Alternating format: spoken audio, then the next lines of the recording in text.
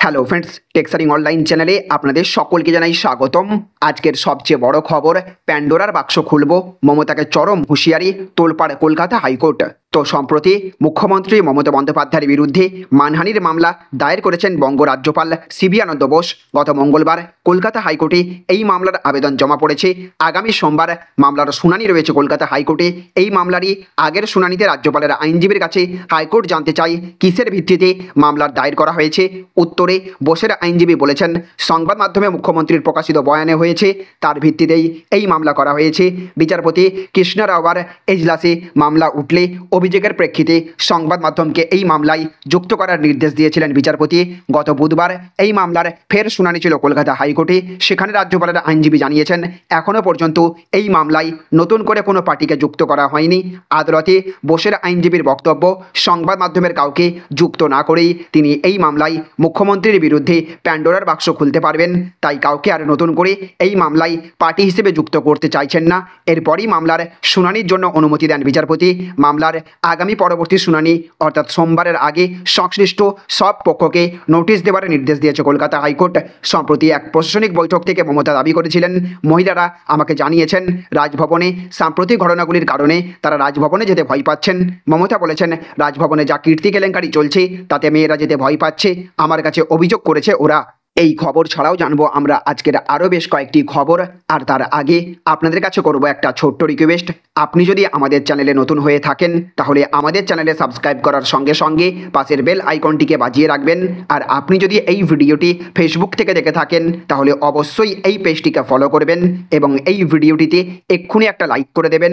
জনস্বার্থে ভিডিওটিকে প্রচুর পরিমাণে শেয়ার করবেন। তো দেখুন আজকের আরও একটি বড় খবর, কতটা নির্লজ্জ মমতা প্রশাসন, কাটমানি না দিলে হবে না কন্যাশ্রী, চাঞ্চল্য রাজ্যে। তো রাজ্যে সরকারি প্রকল্পে টাকার বিনিময়ে সুবিধা পাইয়ে দেওয়ার ঘটনা নতুন কিছু নয়, বারবার এই তথ্য সামনে এসেছে। আর এইবার মালদায় একাদশ শ্রেণীর ছাত্রীর কন্যাশ্রীর সুবিধা পাইয়ে দেওয়ার নাম করে তার কাছ থেকে কাটমানি চাওয়ার অভিযোগ উঠেছে, যাকে কেন্দ্র করে ব্যাপক চাঞ্চল্যের সৃষ্টি হয়েছে এলাকায়। সূত্রের খবর, এই দিন মালদার রতুয়ার 1 নম্বর ব্লকে একাদশ শ্রেণীর ছাত্রী অভিযোগ করেছেন যে তিনি বারবার পঞ্চায়েতে গিয়ে কন্যাশ্রী প্রকল্পের জন্য আবেদন করলেও তা করে দেওয়া হয়নি। এক্ষেত্রে তার কাছে টাকা চাওয়া হয়েছে। শুধু তাই নয়, তার ফর্ম বাতিল করে তার নামের জায়গায় বিবাহিত এই কারণ দেখানো হচ্ছে। স্বাভাবিকভাবেই বিরোধীদের প্রশ্ন যে কতটা নির্লজ্জ হলে একটি প্রশাসন এই কাজ করতে পারে।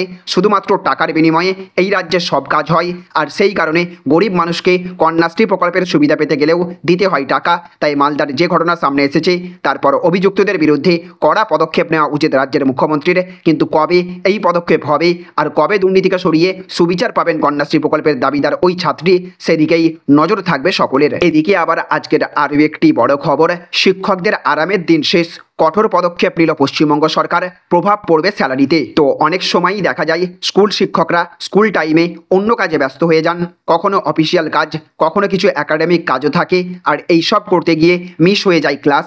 ফলত বিভিন্ন সময় সমস্যায় পড়তে হয় স্কুলের ছাত্রছাত্রীদের। এই নিয়ে এবার কড়া পদক্ষেপ নিল পশ্চিমবঙ্গ স্কুল শিক্ষা দপ্তর।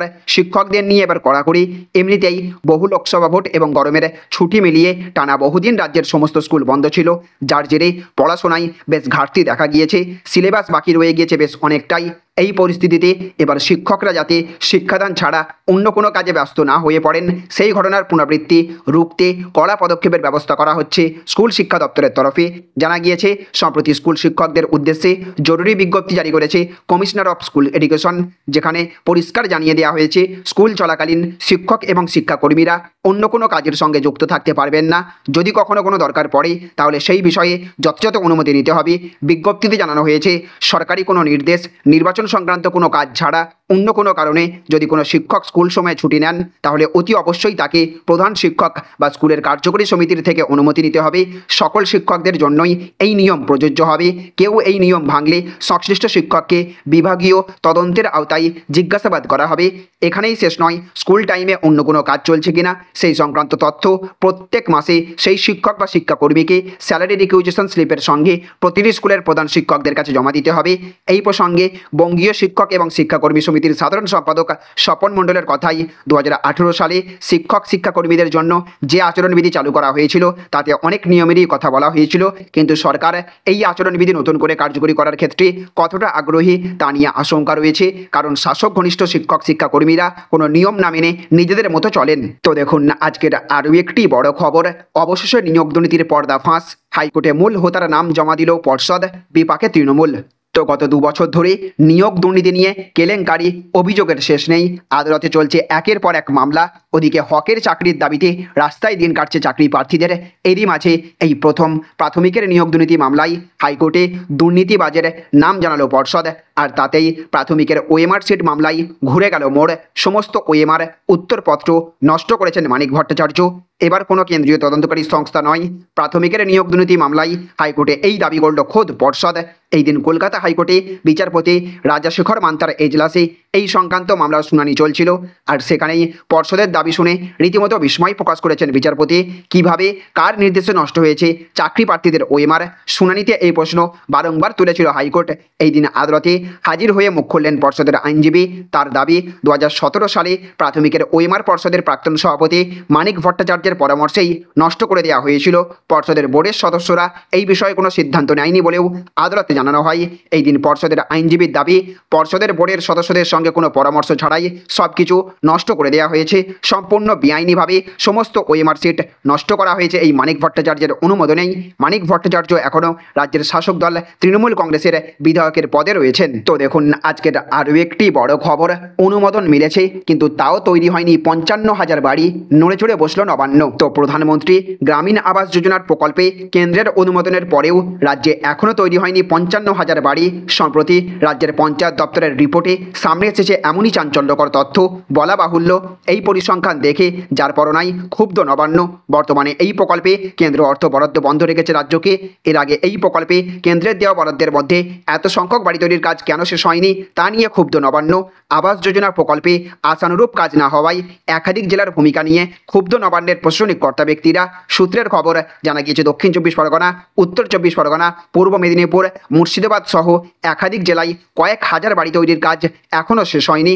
বাড়ি না হওয়ার তালিকায় শীর্ষে রয়েছে দক্ষিণ 24 পরগনা জেলা। ফলত অবিলম্বে জেলা শাসকদের এই বাড়ি তৈরির কাজ শেষ করার নির্দেশ দিল নবান্ন। তো দেখুন আজকের অন্তিম আপডেট, বিদ্যুতের বিল নিয়ে চিন্তা শেষ, মিলবে 300 টাকা অবধি ছাড়, দুর্দান্ত প্রকল্প রাজ্য সরকারের। তো বিদ্যুৎ ছাড়া এখন এক প্রকার অচল মানুষের জীবন। লাইট, ফ্যান থেকে শুরু করে ফ্রিজ, এসি সব কিছু চালাতেই দরকার হয় বিদ্যুতের। এইদিকে আবার সেই কারণে চড়চড় করে বাড়তে থাকে ইলেকট্রিক বিল। সেটা মেটাতে গিয়ে অনেক সময় হিমশিম খেয়ে যায় আমজনতা। তবে অনেকেই জানেন না, বিদ্যুতের বিলের সমস্যার সুরাহা করতে পশ্চিমবঙ্গ সরকারের তরফ থেকে চালু করা হয়েছে একটি দারুণ স্কিম। 2020 সালে নাগাদ পশ্চিমবঙ্গ সরকারের তরফ থেকে একটি প্রকল্প চালু করা হয়েছিল। সেই প্রকল্পের অধীনে থাকা গ্রাহকরা 3 মাসেই 75 ইউনিট অবধি বিদ্যুৎ একেবারে বিনামূল্যে পেয়ে থাকেন, অর্থাৎ প্রায় 300 টাকা সাশ্রয় হয় তাঁদের। রাজ্য সরকারের এই স্কিমের নাম হলো হাসির আলো প্রকল্প। এই প্রকল্পের দৌলতে উপকৃত হচ্ছেন এই রাজ্যের বহু মানুষ। এই প্রকল্পের সুবিধা সেই সকল উপভোক্তারা পাবেন যাদের 0.3 কিলোওয়াটের ক্ষমতা সম্পন্ন গৃহস্থলীর জন্য ব্যবহৃত বিদ্যুৎ সংযোগ আছে। এই উপভোক্তারা যদি হাসির আলো প্রকল্পে আবেদন করেন তাহলে তারা প্রত্যেক মাসে 3 মাসে 75 ইউনিট অবধি বিদ্যুৎ বিনামূল্যে পাবেন।